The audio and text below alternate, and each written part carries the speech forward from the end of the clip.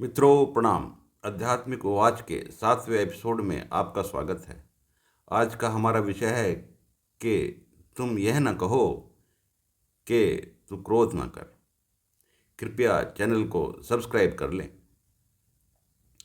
मित्रों, मनुष्य के व्यक्तित्व की दो अवस्थाएं होती हैं। पहली जो मूल अवस्था है स्वभाव, और दूसरी जो प्रतिक्रिया है अस्वभाव। क्रिया स्वभाव है और प्रतिक्रिया अस्वभाव है। प्रतिक्रिया का कारण हमेशा हमारी प्राकृतिक ज़रूरतों पर पड़ने वाले दबाव होते हैं। जब कोई व्यक्ति भारी मानसिक या शारीरिक दबाव में होता है तो वह प्रतिक्रिया करता है, और वही प्रतिक्रिया लिप्सा, लालच, निराशा, घृणा, क्रोध और हिंसा में फूटती है। इस प्रकार अस्वभाव भी स्वभाव पर पड़ने वाले दबावों की प्रतिक्रिया है। जीवन की प्रक्रिया पूर्व निर्धारित होती है। जीवन की ज़रूरतें भी पूर्व निर्धारित होती हैं। जीवन की अपनी संस्कृति और अपने सिद्धांत हैं। इसलिए उपदेश या मनगढ़ंत सिद्धांत कोई काम नहीं आते, क्योंकि अगर अभाव होगा, दमन होगा, तो उसकी प्रतिक्रिया भी अवश्य होगी। कोई अपने को चाहे जितना समझाए, कोई कितना भी रटवाए कि क्रोध न करो, लेकिन जब दबाव पड़ेगा या अस्वभाव होगा तो क्रोध अवश्य होगा। इस विषय में के संदर्भ में एक घटना का वृत्तांत है। एक बार एक विद्वान व्यक्ति सभा में भाषण कर रहे थे। कह रहे थे, क्रोध न करो, क्रोध बहुत विनाशकारी होता है। क्रोध में व्यक्ति विवेक खो देता है। बात तो सही है कि क्रोध में व्यक्ति विवेक खो देता है, पर यह बात सही नहीं कि व्यक्ति को क्रोध न आए। क्रोध का कारण होगा तो क्रोध अवश्य आएगा। तभी वहाँ एक व्यक्ति बैठे हुए थे जो इस राज को समझते थे। उन्होंने कहा कि भाई, क्या कहा आपने, जरा फिर से बताओ। तो भाषणकर्ता ने कहा कि भाई, क्रोध न करो, क्रोध करना बुरी बात है। क्रोध में मनुष्य अपना विवेक खो देता है। इसके बाद उस सज्जन ने फिर पूछा, कुछ सुनाई नहीं दिया, जरा दोबारा से बोलो। फिर बताया कि भाई, क्रोध करना बुरी बात है, उससे विवेक नष्ट हो जाता है। तब वह फिर बोले कि नहीं आया सुनाई, और जोर से बोलो। इस पर प्रक्रिया को उस सज्जन पुरुष ने 2 या 3 बार दोहराया।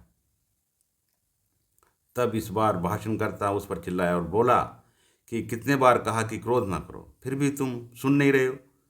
तो वह बोला कि अब सुनाई दिया कि क्रोध ना करो। इसके बाद वह सज्जन बोला कि कृपया आप भी क्रोध न करो, मेरे सुनने में दिक्कत है। इसके बाद भाषणकर्ता उस व्यक्ति की बात समझ गया कि उसको यह समझाया गया है कि क्रोध एक इम्पल्स ऑफ इंटरप्शन है। यदि प्राकृतिक क्रिया में इंटरप्शन होगा तो क्रोध अवश्य आएगा। निराशा भी होगी, घृणा भी होगी, हिंसा भी होगी। क्रोध एक ऐसी प्रतिक्रिया है जिसमें आत्मरक्षा का भाव होता है। जब मनुष्य के जीवन पर दबाव आता है तो वह क्रोधित हो उठता है। वह नाराज हो जाता है, समाज से भी, अपने आप से भी, सगे संबंधियों से भी और मित्रों से भी। वह सबसे नाराज हो जाता है, और जैसे ही अवसर मिलता है तो वह अपने क्रोध को, अपनी नाराज़गी को, अपने विरोध को उड़ेल डालता है। क्रोध से मुक्ति पाने का एक ही उपाय है कि क्रोध का कारण ना हो। भगवान बुद्ध ने कहा दुख के विषय में कि दुख है, दुख का कारण है, कारण का निवारण है, और फिर सुख है। यही सिद्धांत हर जगह लागू होता है। यदि अस्वभाव का कारण है तो अस्वभाव होगा, और अस्वभाव के सारे लक्षण भी होंगे। क्रोध, घृणा और निराशा सब होंगे। जितना मनुष्य के ऊपर दबाव पड़ेगा उतनी ही अधिक तेज प्रतिक्रिया होगी। मनुष्य का स्वभाव अहिंसा, प्रेम व शांति से भरा हुआ है। संतुष्ट मनुष्य कभी हिंसा का सहारा नहीं लेता, क्योंकि उसके अंदर हिंसा का कारण मौजूद नहीं है। आध्यात्मिक तौर पर संतुष्ट मनुष्य कभी घृणा का सहारा नहीं लेता। इसी प्रकार धन संपत्ति से ओतप्रोत मनुष्य धन की चोरी के विषय में नहीं सोचता।